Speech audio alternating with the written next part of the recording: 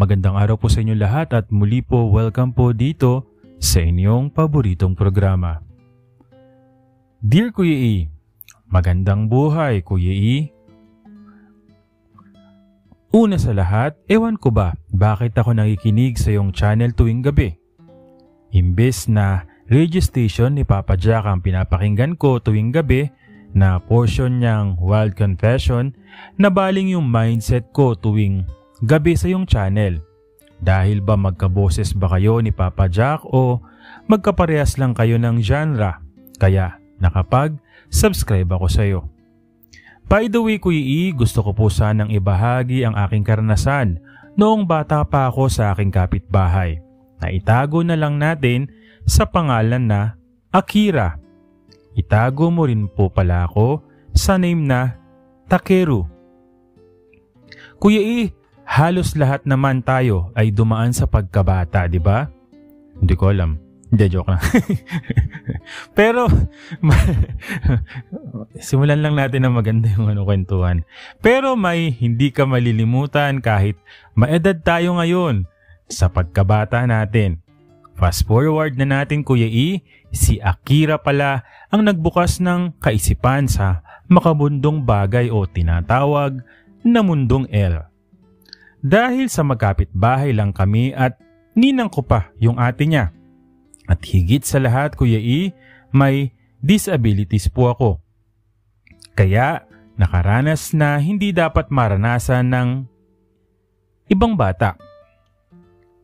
Kuya E, nagsimula kami lang dalawa ni Akira sa bahay nila na binuksan niya ang kaisipan sa kamunduhan ng alapaap.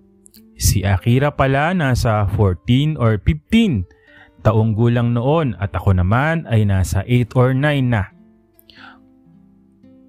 Nasa 8 or 9 lang. Mas bata ka. Kung saan lagi akong nasa kanila dahil sa lagi ako nakikinood ng TV sa kanila kahit may TV naman kami sa bahay. Lalo na kapag hapon dahil cartoons yun na katulad ng Tom Sawyer, BTX at marami pang iba. Nang minsan maiwan kaming dalawa sa bahay nila ng hapon na yon, alam ni Akira na aalis ng hapon ng kanyang nanay para pumunta sa palengke. Kaya hinabilinan siya ng nanay niya. Akira, si Takeru, wag mong iwan at palalabasin sa labas mag-isa. Kaya sumagot ito sa kanya, nanay opo. Nang tuluyan nang umalis ang kanyang nanay patungo sa palengke, Kuya E, naisipan ni Akira na isarado ang kanilang pinto para hindi ako makalabas ng bahay nila. Ako naman, hindi ko naman sinita. Nagtanong sa kanya kung bakit niya sinarado ang pinto. Dahil sa kampante ako sa bahay nila at kanya, nagpatuloy kami ng panonood ng cartoon sa TV nila. At nang mag-commercial break ang pinapanood namin, tinanong ako ni Akira kung gusto ko raw ba na maglaro na lang kami ng wrestling pagkatapos ng pinapanood namin na cartoon sa itaas. At ako naman sumagot dahil sa bata pa ako noon. Ang naging sagot ko naman ay oo dahil sa isip ko maglalaro kami sa taas nila. Nang natapos na ang aming panonood, fast forward natin Kuya E, kung nang nasa taas na kaming dalawa at naglalaro na kami ng larong wrestling, nagsalita ako kay Akira na itigil na natin tong laro dahil talo at lugi ako sa iyo dahil ang lakas mo at malaki ka na. Kaya kayang-kaya mo akong itumba at buhatin sa kama. At dahil naman may disability po ako o pilay, kaya lagi akong talo niya. At nang magreklamo ako sa kanya na baguhin niya yon na ang laro namin dalawa, bigla kaming huminto sa larong wrestling dahil pinababago ko nga yung laro namin. Nag-isip si Akira ng panibagong laro. Sabi niya sa akin, taguan na lang tayo. At ako naman ay pumayag sa larong yun, pero sinabi ko sa kanya, baka magtago ka sa labas ng bahay niyo. Sumagot naman si Akira na hindi. Dito lang tayo sa taas na namin magtatago at maghahanap kung sino man ang magiging taya sa ating dalawa. Kaya naman ako sumang-ayon sa gusto niya para madali at mabilis makita ang magiging taya. Pero may sinabi pa si Akira bago magsimula raw ng larong taguan. Payag ka ba na may consequence? At ako naman pumayag. Tinanong ko naman siya kung ano yung magiging parusa kapag nahanap at mataya ka. Sinagot ako ni Akira na kahit anong parusa. Kaya sinabi ko okay na. At sinabi ko na rin na mag-umpisa na tayo. Kaya kaming dalawa nag-jack and poy para malaman namin kung sino ang unang magiging taya. Ang unang naging taya sa aming pag-king patsu namin para malaman namin kung sino ang magiging unang taya sa aming dalawa. Ako ang naging unang taya dahil talo din ako sa king patsu naming dalawa. Kaya sabi ni Akira, taya ka, tago na ako. Tumalikod ka na at magbilang ka na ng 1 to 10, tapos hanapin mo ko. Kaya ako naman tumalikod na at nagbilang na ng 1 to 10 para makatago na siya. Nang nakatapos na ako ng bilang at nakatago na siya, nagumpisa na akong hanapin siya sa itaas nila. Hinanap ko siya sa ilalim ng papag, sa likod ng kurtina, sa gilid ng bintana na maliit nila at sa iba pang pwede niyang pagtaguan. Kaya naman ako hindi tumigil sa paghahanap sa kanya. Pabalik-balik na ako sa mga napuntahan ko na pero hindi ko pa rin siya makita kung saan siya nagtago. Nang huminto ako ng sandali sa paghahanap sa kanya, nag-iisip ako, nakikiramdam ako at tumingin-tingin sa mga lugar na hindi ko pa nasisilip. Bigla na lang may narinig ako na umubo sa bandang likod na ng pinagpatong-patong na unan. Kaya naisip ko, puntahan yon kasi baka nandun siya dahil hindi ko pa siya napuntahan doon sa likod ng mga unan nila. Kahit gumagapang na lang ako sa sahig nila dahil sa masakit na yung mga paa ko. Hindi naman ako nabigo sa pagpunta ko doon. Sa paggapang ko, sabi ko, "Boom, Akira, taya ka na." Kaya sinabi ni Akira, parusahan mo na ako. Sige ba, batukan kita ng 3. Kaya naman ito'y pumayag at nagsabi na din na o sige, magtago ka na. Tatalikod na ako at magbibilang na ako ng 1 to 10. Kaya naman pagkatapos kong batukan siya ay nagtago na rin siya. Pagkatapos magbilang ni Akira ng 1 to 10, agad naman niya akong hinanap. At yun na nga. Pinuntahan ang pinagtaguan niya kung saan ako nandun din. Kaya ang bilis niya akong nahanap at pinarusahan niya ako agad. Sabi niya sa akin, lagyan kita ng lipstick sa labi mo. Kaya ako naman, hindi ako tumutol sa naging parusa niya sa akin. Kaya ilang beses din kaming nagsasalitan sa pagkakataya sa larong hide and seek.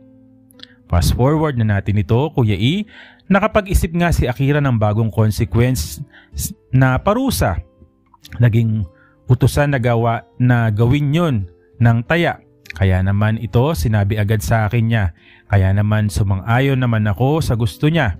Consequence na uutusan na lang ang magiging taya sa laro namin na hide and seek dahil naisip ko din na lugi si Akira sa akin sapagkat lagi ko siyang nababatukan sa ulo.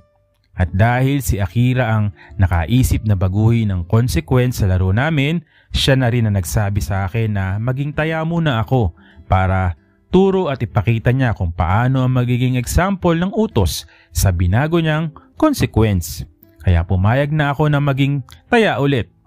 Kuya E, lalong naging masaya kami sa laro namin kahit dalawa lang kami. Naglalaro kasi nagpapalit-palit lang sa aming dalawang taya. Kaya ang saya-saya namin at lalo ako dahil bata pa ako noon. Pero nang wala nang maisip si Akira na pwedeng iutos o ipagawa niya sa akin, naisip niya na halikan ko raw siya ng 1 oras sa lips niya. Kaya ako naman nagtaka at bigla na lang nagtanong ako sa kanya, bakit ito ang naisip mong ipagawa sa akin? Ang sagot naman ni Akira sa akin sa tanong ko ay wala na akong maisip. Ang sabi niya sa akin, kaya naman ako pumayag na gawin ko yun na halikan ko siya ng 1 oras dahil sa naging consequence namin at pumayag ako. Nagsabi ako kung sino man ang maging taya sa amin, dapat sundin ang pinag-uutos ng hindi sa naging taya. Fast forward, Kuya E, dahil sa bata pa ako noon, wala pa sa isip ko yung makamundong alapaap. Kaya naging halik ko ay halik na may kasamang laway dahil bata ako. Noon kaya ganon ang napansin ni Akira. Ganon ako humalik. Pinatigil niya sa akin ang paghalik ko sa kanyang labi at ako naman tumigil din sa utos niya. Nagsalita siya ng ako na lang ang halik sa'yo basta sundin mo lang ang labi ko. Kaya nang hinalikan niya ako sa labi, nakastop lang ako at habang ang labi ko ay sumusunod sa galaw ng labi niya. Kuya E, halos naging maalab at mainit. Tukaan namin dahil sumusunod na ang labi ko sa ritmo ng kanyang labi. Wala pang 20 minutes ang tukaan namin ay nagtungo sa aking pisngi, patungo sa aking ears, ang kanyang halik at nang umabot na siya sa ears, bumulong siya sa akin at nagsabi, "Doon tayo sa papag namin." Kuya E, nang tumigil siya ng saglit para tignan niya ako, nabigla siya sa nakita niya. Ako ay nakatingin din sa kanya. Kaya sabay ngiti namin sa isa't isa. Naisip ni Akira na gusto ko rin ang ginagawa niya sa akin. Nang nandun na kaming dalawa sa papag nila at habang nakahiga ako sa higaan nila, si Akira naman ang nasa ibabaw. Habang patuloy siya sa kanyang ginagawa na pagpapak sa aking labi at pag-alon ng katawan niya ng mabagal, pero Kuya E, nakaramdam ako ng paghumindig ng aking paps at ganun din kay Akira na bumubudol sa aking tiyan, bumubundol dahil ba sa ginawa niyang pag-alon. Kaya nag-standing ovation ng aming mga paps. Nasa isip ko, kaya naman ako nagsalita sa kanya ng malakas dahil nasasaktan na yung tiyan ko dahil sa kanyang malaki at nakatayo, tuwid na paps na bumangga sa tiyan ko. Pag-alon niya ng mabagal, ginagawa din niya sa akin pero hindi niya ako inintindi sa sinasabi ko sa kanya. Pagkos nagpatuloy lang siya sa ginagawa niya sa akin na pagtuka at pag-alon ng mabagal sa akin. Pero nang lumalakas ang aking salita, tinakpan niya ang bibig ko at ulit niyang pinagapang ang kanyang halik papunta sa tenga at pumulong siya sa akin ng huwag kang maingay dahil maririnig tayo ng kapitbahay natin. Kaya sabi niya sa akin, tumahimik ka na at wala tayong 1 oras sa consequence natin. Kaya ako naman tumahimik na lang at pinabayaan ko na lang si Akira sa ginagawa niya sa akin dahil sa bata pa ako noon, sa may disability nga ako, kaya tuluyan ko na po siyang hinayaan. Parang may kuryente na dumadaloy sa kanyang hininga na nagdudulot sa panghihina ng katawan ko. Nagtaka ako at nagtatanong ako sa sarili ko kung bakit huminto si Akira pagtuka sa aking labi, pisngi at liig. Tapos tumigil din siya sa pag-alon ng katawan niya dahil ba tapos na ang 1 oras habang wala na akong saplot, pangtaas at ng pangbaba na kasuotan, siya naman nakababa lang ang suot niya na pangbaba. Huminto lang pala siya ng saglit dahil puro tulo laway na siya dahil sa ginagawa niya sa aking pagtuka. Pero nakaibabaw pa rin siya habang ako naman nakatingin sa bubong nila. Yun pala Kuya E, nagpunas siya ng saglit ng laway dahil nagbabaha na ito sa mukha ko at tumutulo na sa laway na ang laway sa kanyang bibig. Pero ang napunasan niya ito, nagsimula na naman siya ulit ng pagtuka sa akin. Pero ngayon, sinimulan niya sa leeg, pababa sa dibdib, patungo sa pusod. Habang ako naman hindi ko mapaliwanag sa sarili ko kung ano ba yung nararamdaman ko habang nakatingin lang ako sa bubong nila. Kuya E, bigla lang naman siyang huminto ng saglit para tignan niya ako. Pero ako naman nakatingin lang sa bubong nila. Pero nakatingin ako sa kanya. Yun ang napil ko nun. Pagkatapos niya ako tingnan ng umpisa na naman siya, nag-umpisa na naman ng pagtuka at ngayon nasa paps ko na naman siya kung saan ang buong katawan ng aking paps ay pinuntirya niya. Yung paps ko nakatayo na. Kahit maliit pa to at hindi pa ako tuli nun. Habang patuloy siya sa ginagawa niya sa aking Paps patungo sa dalawang fishball ko at habang patuloy siya sa pagtuka sa fishball, ang isang kamay naman niya ay naglakbay sa aking Paps kung saan ang kamay niya nakahawak na sa aking Paps pero ang isang daliri niya ay may ginagawa, hinihilot ang ulo ng Paps. Nababalutan pa ito ng balat niya kaya nang nilabas na yung daliri niya, ang ulo ng Paps ko, bigla siyang pumunta doon sa ulunan para tingnan niya ito at lantakan ng buong buo ang aking Paps. Kung saan naman ay nasarapan ako. Napapikit na ako sa sarap sa ginagawa niya at ang isang kamay niya ay kinuha naman niya ng isang kamay ko. Nakapikit sa gilid ng papag nila. Inilagay naman niya sa ulo niya kung saan patuloy siya sa paglantak ng buong Paps ko. Dahil sa kanyang paglantak, bigla na lang ako nanginig at tumuwid ang dalawang paa. Dahil sa nararamdaman ko na naiihi na ako. Gusto ko sanang magsalita pero nang nakaramdam na siya na lalabas na ang ihi ko, ang ginawa naman niya ay pinagpatuloy niya sa paglantak ang aking Paps sa pamamagitan ng kanyang bibig at ako naman hindi ko na napigilan. Tuluyan nang lumabas ang aking ihi sa kanyang bibig na kung saan hindi niya inalis ang kanyang bibig sa aking Paps na patuloy sa pagsirit ng ihi ko na hindi ko alam na may lumabas na pala na kakaiba sa aking Paps. Ibig sabihin, sumabog na ako. Kaya pagkatapos ko na umihi, doon lang niya inalis ang kanyang bibig sa aking Paps at napatingin siya sa akin at ngumiti ng matamis habang ako nakalupaypay sa papag nila sa ginawa niya sa akin. Bigla naman niyang kinuha ang isang kamay ko at sinabi niya na laruin ko raw ang Paps niya. Pero hindi naman ako nakapagsalita noon dahil sa ginawa niya sa akin noon. Kaya naman kinuha na lang niya ang isang kamay ko para tulungan niya ang kamay ko sa paghawak ng kanyang Paps. Kaya nang tuluyan na niya tinulungan ang kamay ko sa pagkakahawak, sinimulan na niya maglaro ng Jack and Poy na tinulungan niya ang kamay ng kanyang kamay na may taas baba nito dahil sa ginawa niya sa akin. Kaya magkatulong kaming dalawa sa pag-Jack and Poy ng kanyang Paps. Hanggang tuluyan na nga na magbuga ng maraming laba mula sa ulo ng kanyang Paps. Kaya Kuya E, nakatulog kaming dalawa pagkatapos nun. Wala akong suot na short dahil bata pa ako noon kaya pinabayaan niya ako na nakatulog ng walang suot at nakatulog siya ng may damit na. Nang dumating ang nanay niya galing palengke, Kuya E, pagkita sa akin na walang suot na pangbaba, agad-agad naman niya kaming ginising. Pagkatulog naming dalawa ng anak niya para tanungin lang ako at siya at bakit wala akong suot na short. Tanungin din niya ang anak niya bakit mo naman pinabayaan mo si Takeru na matulog ng walang short. Kaya bigla na lang siyang tumawa at nagsabi sa nanay niya. Tumaiyan. Tapos nang hinuhugasan ko na siya nabasa ko yung short niya. Kaya sinabi ko sa kanila na matulog ko na lang na walang short. Kaya natulog siya ng ganyan. Kaya natawa naman ang nanay niya patalikod sa aming dalawa. Nang tumingin ako kay Akira, tumawa siya at nagbulong sa akin ng huwag ka magsasalita kahit kanino tungkol sa laro natin na tumango na lang ang ulo ko sa kanya, Kuya E. Ilang beses pa na naulit sa aming dalawa yon.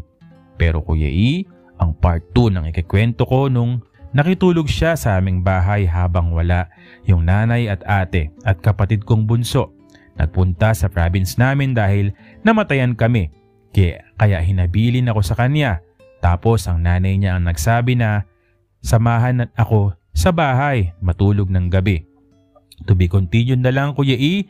Thanks a lot and more power sa inyong channel. Ayun, okay? Maraming salamat sa iyo. Takeru, ayun.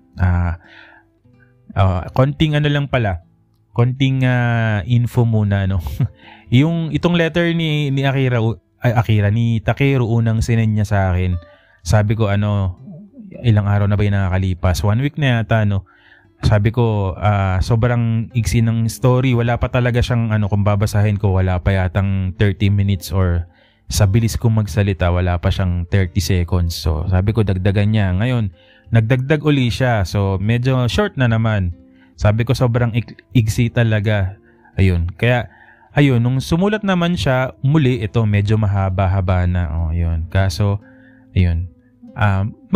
Maganda yung storya, parang typical din naman sa mga kabataan na may mga pinagdadaanan, pero syempre sa lahat naman ng mga nangyayari sa buhay, ang pinakamahalaga yung sa pagdating ng nagkaedad ka na, ano na yung nangyari o nagpatuloy ka ba sa ganun, dahil yun nga yung nagpatuloy ng kumbaga yung mundo mo, 'di ba, yung nagbukas ng sabi mo nga mundong kaelan mo, no, bilang bata, no, at napakaswerte mo, no, dahil nun sa edad mong yon 8 or 9 ako ewan ko kasi parang sino ba yung nagsumulat nung nakaraan na wala siya maalala. Ako din parang hirap ako na makaalala ng mga kabataan ba na mga nangyari kahit sa eskwela, sa mga kaklase. Totoo lang, hindi ko alam kung bakit ganun. Parang sabihin na natin selective amnesia, pero hindi naman selective amnesia. Parang